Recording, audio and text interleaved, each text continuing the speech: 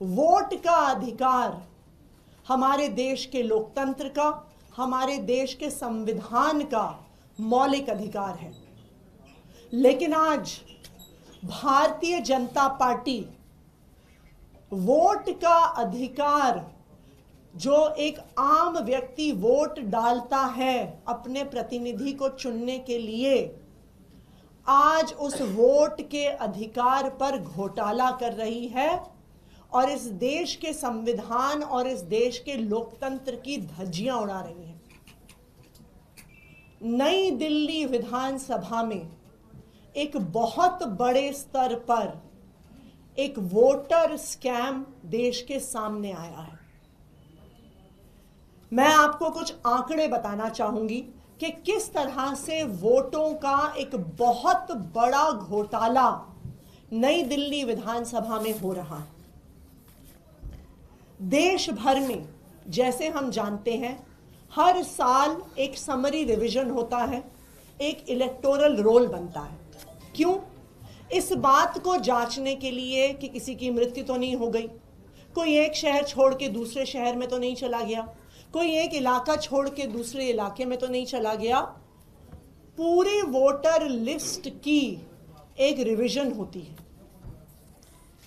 ये voter list की revision 29 नवंबर तक दिल्ली में चली, जहां पूरी एक मशीनरी इलेक्शन कमीशन की गली गली में गई, मोहल्ले मोहल्ले में गई, देखने के लिए कि किसी की मृत्यु तो नहीं हुई, कोई शिफ्ट तो नहीं हुआ।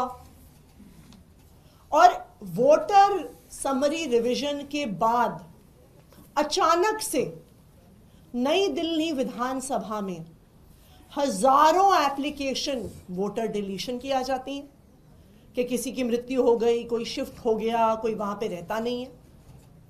दूसरी ओर वोटर डिलीशन के अलावा समरी रिवीजन खत्म होने के बाद हजारों एप्लीकेशन नए वोटर जोड़ने की आ गई।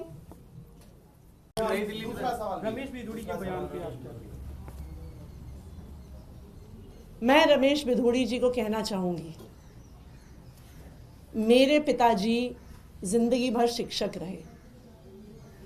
उन्होंने दिल्ली के हजारों गरीब लोअर मिडिल क्लास परिवार से आने वाले बच्चों को पढ़ाया। आज वो 80 साल के हो गए हैं।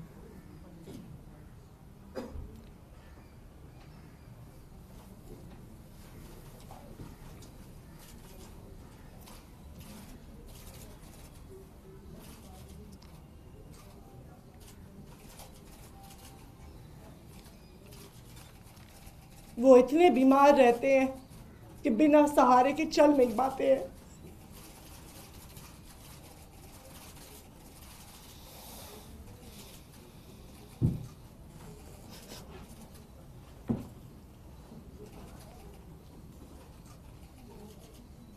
आप चुनाव के लिए इतनी घटिया हरकत करेंगे कि ऐसे बुजुर्ग व्यक्ति को गालियां देने पे उतर आएंगे?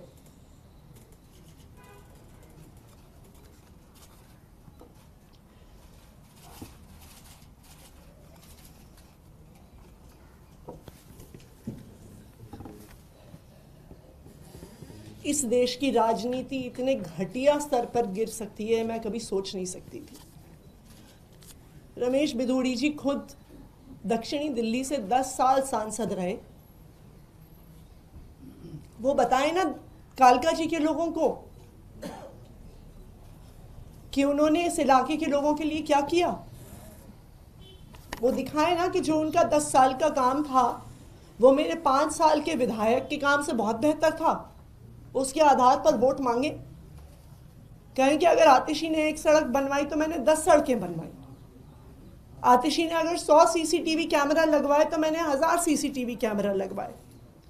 आतिशी ने अगर 1000 लाइटें लगवाई तो मैंने 5000 लाइटें लगवाई। अपने काम पर वोट मांगे। मेरे बुजुर्ग पिताजी को गालियां देके वोट मांग रहे हैं वो। ये बहुत दुख की बात है। मतदाता का नाम सूची से डिलीट कराने का बड़ा सरल होता है। या तो वो व्यक्ति खुद ही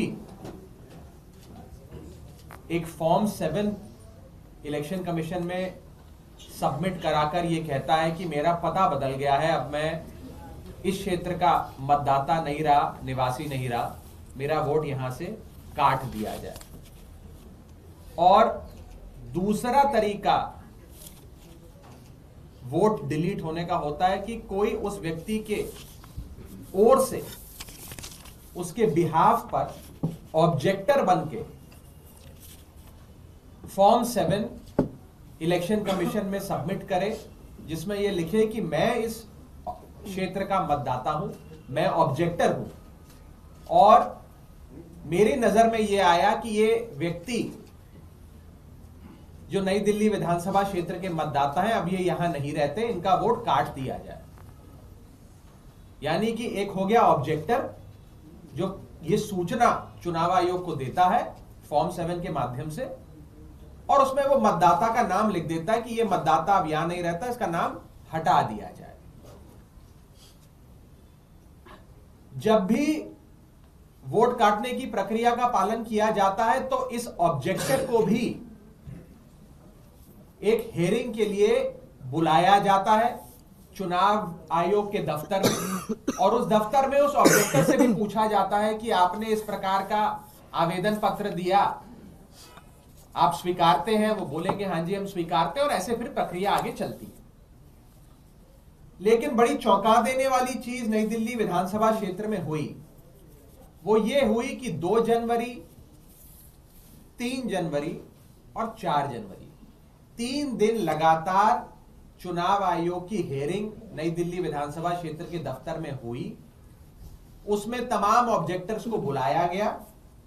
कुल मिलाकर 11 ऑब्जेक्टर इन 3 दिनों में नई दिल्ली विधानसभा क्षेत्र के चुनाव आयोग के दफ्तर में आए, और 11 के 11 लोगों ने